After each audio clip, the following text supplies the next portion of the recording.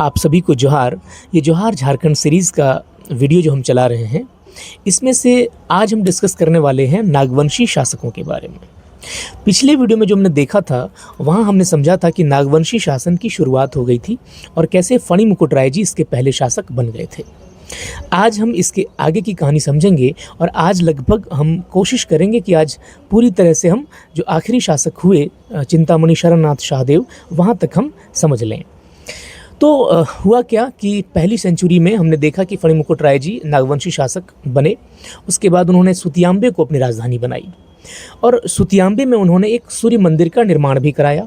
और इसी के साथ ही आपको दिखेगा कि फणी मुकुट राय जी ने अपने कार्यकाल में बहुत सारे सदानों का कह सकते हैं कि सदानों को इस क्षेत्र में बसाने का काम किया, जिसमें आपको दिखेगा कि ब्राह्मणों को पूजा पाठ करने के लिए, सेना में क्षत्रियों को, राजपूतों को या और भी अलग अलग जो कास्ट होते हैं उनको अपने प्रशासन में शामिल किया। इस प्रकार से बहुत सारे सदान जो थे वो इस क्षेत्र में आके बसे उनके कार्यकाल में, फणी मुकुट राय जी के कार्यकाल में। इसके बाद अगर जो महत्वपूर्ण शासक के बारे में हम समझें, हालांकि मैं आपको बता दूं कि हम सभी शासकों के बारे में डिस्कस नहीं करने वाले हैं, बस कुछ महत्वपूर्ण शासक जो हैं बस उन्हीं के बारे में हम चर्चा करेंगे जिन्होंने कि काफ़ी बड़े बड़े काम किए।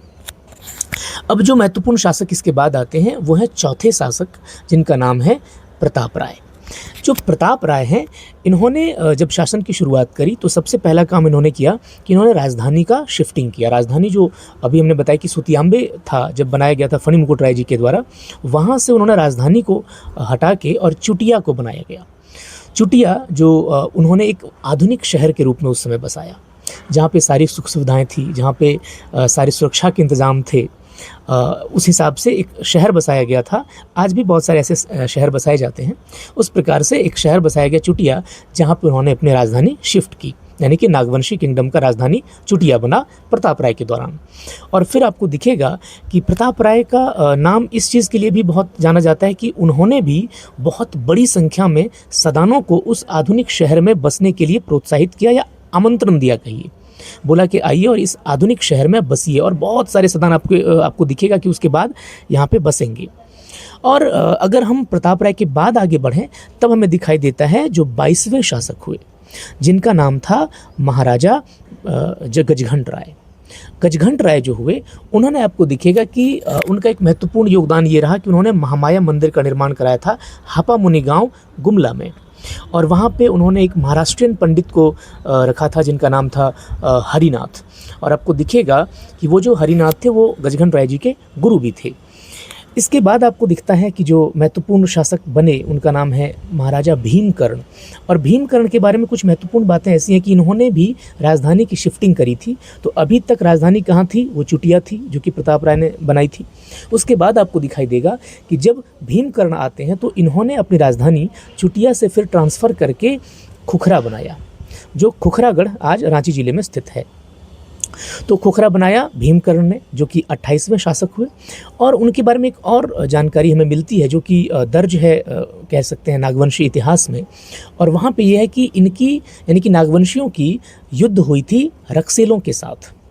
यानी कि हम समझ सकते हैं कि इस दौरान रक्सेलों का भी शासन स्थापित हो चुका है पलामू क्षेत्र में भीमकर्ण के समय। और मैं बता दूं कि ये जो बातें हैं ये लगभग 11वीं-12वीं शताब्दी की है, क्योंकि जो महामाया मंदिर का निर्माण जो हुआ था 22वें शासक के दौर में, वो लगभग 10वीं शताब्दी में मानी जाती है, यानी कि 9वीं शताब्दी के आखिर में और 10वीं शताब्दी की शुरुआत में उसका जो निर्माण कार्य था वो पूरा हुआ था। इसका मतलब ये 11वीं-12वीं शताब्दी की बात होगी लगभग। हालांकि मैंने बताया कि उतना ऑथेंटिक डेट नहीं मिलता है हमें किसी सोर्स में। बाद के शासकों के सोर्स काफ़ी ऑथेंटिक मिलते हैं जब मॉडर्न टाइम्स में आते हैं तब। तो लगभग 11वीं-12वीं शताब्दी में आपको दिखता है कि रक्सेलों का भी शुरुआत हो गया था पलामू क्षेत्र में शासन की। यानी कि ये भीमकर्ण के कह सकते हैं कि इतिहास में दर्ज है, वहाँ से हमें ये पता चलता है। इसके बाद जब हम देखते हैं 28वें शासक के बाद, तब हमें दिखता है जो बहुत ही महत्वपूर्ण शासक हुए, और उनका नाम है महाराजा दुर्जनसाल, जिनका नाम लगभग बहुत किसी ने सुना होगा, क्योंकि वो आप जब देखेंगे तो वो जहांगीर के समकालीन माने जाते हैं। देखिए, एक और बात यहाँ पे बता दूँ कि जो नागवंशी शासन चल रहा था इस क्षेत्र में, छोटा नागपुर क्षेत्र में, तो जब दिल्ली सल्तनत का शासन हमारे देश में चल रहा था, उस दौरान आपको दिखेगा कि दिल्ली सल्तनत का कोई वैसा इंटरफेरेंस या कोई उस तरह का प्रभाव नागवंशी क्षेत्र में नहीं देखने को मिलता है। लेकिन जब मुग़ल का शासन की शुरुआत होती है, उसके कुछ समय बाद, यानी कि बाबर और हुमायूं तक तो नहीं देखने को मिलता है, फिर शेरशाह सूरी तक भी नहीं देखने को मिलता है। उसके बाद जब हम आगे आएँ तो अकबर के समय से हमें छोटा नागपुर क्षेत्र में मुग़लों का प्रभाव देखने को मिलने लगता है। और उसके बाद आपको दिखता है कि जब जहांगीर का शासनकाल चल रहा होता है, उस दौरान यहाँ पे दुर्जन साल का शासन चल रहा होता है। और दोनों में काफ़ी आपको मैं बताऊं, कहानी ऐसी है कि दुर्जन साल ने ऐसा माना जाता है कि उन्होंने ट्रिब्यूट देना, यानी कि जो पैसे दिए जाते थे मुग़ल को ट्रिब्यूट के तौर पे, वो बंद कर दिया था। और उसके आपको दिखेगा उसके बाद जहांगीर ने इन्हें कैप्चर करवा लिया था, दुर्जन साल को, और ग्वालियर फोर्ट में, जो कि मध्य प्रदेश में भी वर्तमान में स्थित है, वहाँ इन्हें रख दिया था। इनके साथ बहुत सारे और भी छोटे छोटे राजा हुआ करते थे उस दौरान वहाँ उस जेल में। और एक और बात क्या है कि मुग़लों का इस क्षेत्र में प्रभाव का एक और कारण था कि यहाँ माना जाता था कि जो शंख नदी बहती है, वहाँ पे उसमें शंख नदी में हीरे पाए जाते हैं, ऐसी मान्यता थी, ऐसा माना जाता था। और उस हीरे की परख बहुत ज़्यादा थी, बहुत अच्छी परख थी दुर्जन साल को। और इसी हीरे की परख को लेके आपको दिखेगा कि हीरे की चूँकि पहचान बहुत अच्छे से करते थे दुर्जन साल, और इससे जहांगीर काफ़ी इम्प्रेस हुए थे। और इसी के आपको दिखेगा कि बाद में उन्हें छोड़ दिया जाता है वहाँ से, जेल से। और मैं बता दूं कि उन्होंने फिर वहाँ पे शर्त रखा था, यानी कि जो मुग़लों के द्वारा शर्त रखा गया था कि आपको 6,000 रुपये जो सालाना आपको देना पड़ेगा मुग़ल शासन को। और उसके बाद इन्होंने शर्त रखा था, यानी कि दुर्जन साल ने शर्त रखा था कि जब आप मुझे छोड़ेंगे तो मेरे साथ जो और भी यहाँ पे राजा थे, जो साथी थे मेरे, उन्हें भी छोड़ना पड़ेगा। और दूसरी बात कि मुझे आपको मुग़ल कोर्ट में बैठने की इजाज़त मिलनी चाहिए। तो ये लगभग आपको दिखेगा मान लिया गया था सारे शर्त, और उसके बाद उन्हें छोड़ दिया गया। और उनके वहाँ से छूटने के बाद आपको दिखेगा कि लगभग 12 साल तक उन्होंने फिर से झारखंड में शासन किया, मतलब छोटा नागपुर क्षेत्र में शासन किया दुर्जन साल ने। और यहाँ तक जो बातें हैं समझ में आ गई बात। और एक महत्वपूर्ण बात यहाँ पे दुर्जन साल के साथ ये संबंधित है कि इन्होंने भी अपनी राजधानी की शिफ्टिंग की थी, और अब राजधानी खुखरा से शिफ्ट हो जाएगा दोईसा, जो कि गुमला जिले में स्थित है। उसे दोईसा गढ़ भी कहा जाता है। और वहाँ पे उन्होंने एक किले का निर्माण कराया जिसका नाम है नवरत्नगढ़ का किला। ये दुर्जन साल ने निर्माण कराया था। यहाँ तक बातें समझ में आ गई। तो ये कुछ महत्वपूर्ण बातें थी दुर्जन साल से संबंधित। दुर्जन साल 45वें शासक हुए, 45th जो रूलर हुए वो दुर्जन साल हुए। उसके बाद आपको दिखता है जो महत्वपूर्ण शासक हैं, उसमें आपको देखने को मिलता है यदुनाथ शाह का नाम, जो कि 50वें शासक हुए। और यदुनाथ शाह का जो नाम है, वहाँ आपको ये देखने को मिलता है कि उन्होंने फिर से राजधानी की शिफ्टिंग करी थी दोईसा से, और दोईसागढ़ से उन्होंने शिफ्ट कर दी थी पालकोट, जो कि गुमला में ही स्थित है। अब पालकोट को अगर आप देखें और दोईसागढ़ को देखें तो दोईसागढ़ पालकोट से उत्तर में है, और पालकोट जो है वो दक्षिण में है, माने गुमला जिले में ही दोनों है, लेकिन दोईसागढ़ जो है वो नॉर्थ में है और पालकोट दक्षिण में है। ये थोड़ा सा ना मिस्टेक माना जाता है उनका।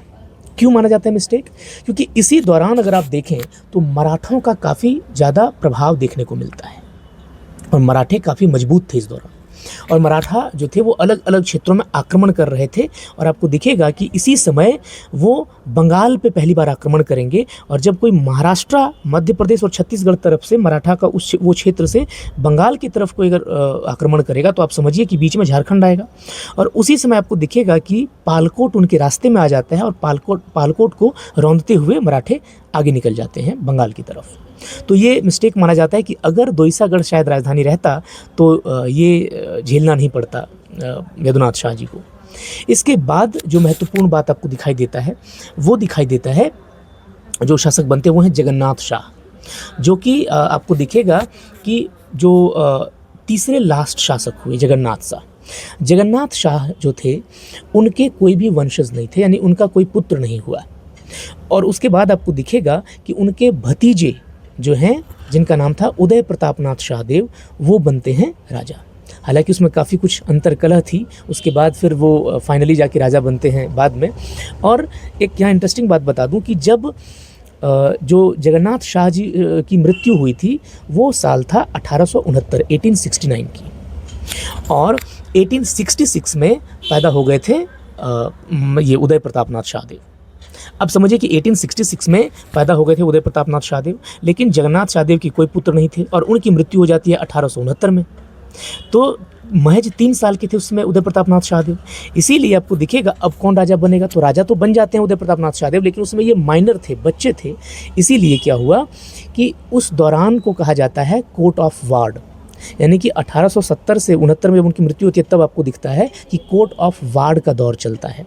यानी कि चूंकि जब राजा बच्चा होता है, माइनर होता है, तो उस दौरान चूंकि अंग्रेज़ों का शासन था तो अंग्रेज़ों का कंट्रोल रहेगा, लेकिन एक कह लीजिए कि राजा के तौर पे बच्चा बैठेगा, बच्चा रहेगा गद्दी पे, लेकिन कंट्रोल जो रहेगा वो अंग्रेज़ों का रहेगा। ये इसको कहते थे कोर्ट ऑफ वार्ड्स, और यही दौर था। और इसी समय आपको दिखाई देगा कि राजधानी जो थी फिर से शिफ्ट होगी, और वो शिफ्टिंग 1870 में होगी और पालकोट से राजधानी बन जाएगी रातू। पालकोट से रातू 1870 में 1870 में बनता है कोर्ट ऑफ वार्ड के दौरान। और कह सकते हैं कि ऐसे नाम से अगर समझे तो उदय प्रताप नाथ शाहदेव थे, लेकिन वो माइनर थे, बच्चे थे। तो उदय प्रताप नाथ शाहदेव की जब उम्र 21 साल की होती है तब आपको दिखेगा कि वो बनते हैं राजा, और उसके बाद आपको दिखेगा कि वो उनका कार्यकाल काफ़ी लंबा होता है, मतलब वन ऑफ द लॉन्गेस्ट जो कह सकते हैं कि रूलर रहे हैं नागवंशी किंगडम में। उनका नाम था महाराजा उदय प्रताप नाथ शाहदेव, और ये बहुत बाद की बात है, अंग्रेज़ों की शासन चल रही थी उस समय की बात है। तो अगर उस समय को आप ध्यान से समझे तो बड़ा इंटरेस्टिंग बातें क्या है कि महाराजा उदय प्रताप नाथ शाहदेव ने उस दौर में बहुत सारे ज़मीन डोनेट किए थे, जिसमें आपको देखिए मैकलुस्की गंज का नाम आपने सुना हुआ, रांची ज़िले में वो जो गांव बसाया गया वो उदय प्रताप नाथ शाहदेव के द्वारा ही वो ज़मीन दान किया गया था। उसके बाद आपको दिखाई देगा रांची में जो GEL चर्च है वो ज़मीन जो है, फिर आपको दिखेगा चर्च कॉम्प्लेक्स है, फिर आपको दिखेगा गॉसनर कॉलेज का जो क्षेत्र है, फिर जो रांची यूनिवर्सिटी वर्तमान में है उस क्षेत्र, वो जो ज़मीन था, ये सारा ज़मीन लगभग आपको दिखेगा उदय प्रताप नाथ शाहदेव जी ने डोनेट किया था इंफ्रास्ट्रक्चर डेवलपमेंट के लिए, कि यानी कि आधारभूत संरचनाओं का विकास हो इस क्षेत्र में, और उसी में आपको दिखेगा कि बहुत सारे ज़मीन उन्होंने डोनेट किए।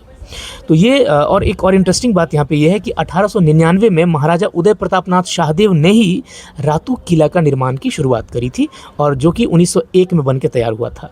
और यहाँ बड़ा इंटरेस्टिंग बात क्या है कि जो रातू किला का निर्माण हुआ था ये बकिंघम पैलेस के तर्ज पे हुआ था। बकिंघम पैलेस जो कि लंदन में अंग्रेजी हुकूमत का घर हुआ करता था, अंग्रेजी जो राजा हुआ करते थे या क्वीन रानी हुआ करती थी उसका घर हुआ करता था बकिंघम पैलेस, अभी भी है बकिंघम पैलेस। उसी के तर्ज पे आपको दिखेगा रातू किला का निर्माण कराया गया था। आप जब बकिंघम पैलेस का इमेज देखें और अगर रातू किला का इमेज देखें तो दोनों का स्ट्रक्चर आपको सेम दिखाई देगा, एक जैसा स्ट्रक्चर दिखाई देगा। तो ये बड़ा इंटरेस्टिंग है कि रातू किला का निर्माण बकिंघम पैलेस के तर्ज पे किया गया था। और इसके बाद जो आपको दिखा कि जो आखिरी शासक हुए, यानी और मैं बता दूं एक बात और कि 1950 में महाराजा उदय प्रताप नाथ शाहदेव का देहांत हुआ था। तो 1950 तक, यानी भारत देश की आज़ादी के बाद तक, जब भारत में संविधान लागू हो जाता है तब तक आपको दिखेगा कि महाराजा उदय प्रताप नाथ शाहदेव ही शासक थे नागवंशी किंगडम के। और उसके बाद जो कह सकते हैं शासक बनते हैं उनका नाम है चिंतामणि शरण नाथ शाहदेव। हालांकि ये देश की आज़ादी के बाद बनते हैं तो वो शासक तो नहीं रहे, लेकिन बाद में वो पॉलिटिशियन बने और एक कह सकते हैं कि नाम के तौर पे वो रहे वहाँ पे शासक के तौर पे। चलिए, तो ये थे आखिरी शासक। अगर मैं फिर से बताऊं तो जो पहले शासक हुए उनका नाम था फणी मुकुट राय, और जो आखिरी शासक हुए उनका नाम था चिंतामणि शरण नाथ शाहदेव। इसके बारे में हमने आज चर्चा करी, जो कि नागवंशी वंश के बारे में कह सकते हैं एक अच्छी कहानी थी। चलिए, मिलते हैं अगले वीडियो में और डिस्कस करते हैं किसी और शासन के बारे में। धन्यवाद।